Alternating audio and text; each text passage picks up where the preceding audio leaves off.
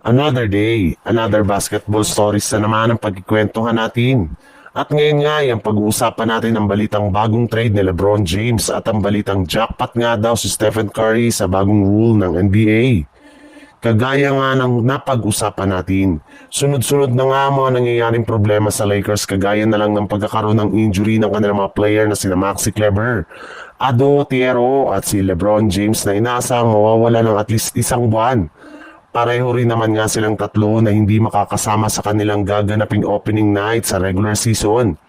Bukod rin nga sa kanilang tatlo, nagkaroon rin naman nga ng lagnat ang isa pa nilang key player na si Marcus Smart na kasalukuyang day-to-day ang kalagayan.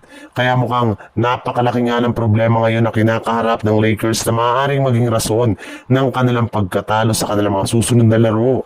At ayon nga kay Dave McMenamin ng ESPN, kung sakasakali man daw nga hindi ito manalo ang Lakers nang wala siyang ay posible nga daw na mag-request na lamang ito ng trade sa team sa kalagitnaan ng season. At kapag nangyari nga yan ay dyan na rin naman nga papasok ang posibilidad na gagamitin siya ng Lakers bilang trade asset upang makuha ng matagal na nilang target na player na si Giannis Antetokounmpo. Sa ibang balita naman, meron na ang dalawang binubong bagong rule mismo ang NBA na i-implement na nila simula ngayong season. Una na nga dyan ay tinatawag na high five rule kung saan pinagbabawal na nga ng liga na matamaan ng defender ang kamay ng shooter during the shooting motion. Habang ang pangalawa naman ay ang delayed contact rule kung saan tatawagan na nga ng foul ang mga defender kapag tinamaan nila ang kamay ng shooter kahit na-release na nito ang bola.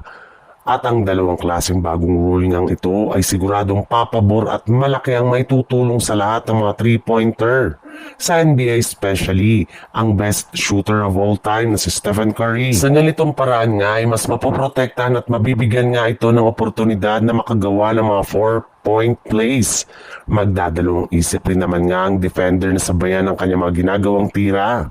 At dahil nga dyan, malaki nga ang posibilidad na ang dalawang bagong rule na ito ang magpapataas ng average ni Stephen Curry sa Golden State Warriors simula ngayong season. Kaya isang malaking oportunidad na nga ito para sa Golden State Warriors na gamiting advantage upang makakuha sila ng panalo sa kanilang mga laro sa tulong ni Curry.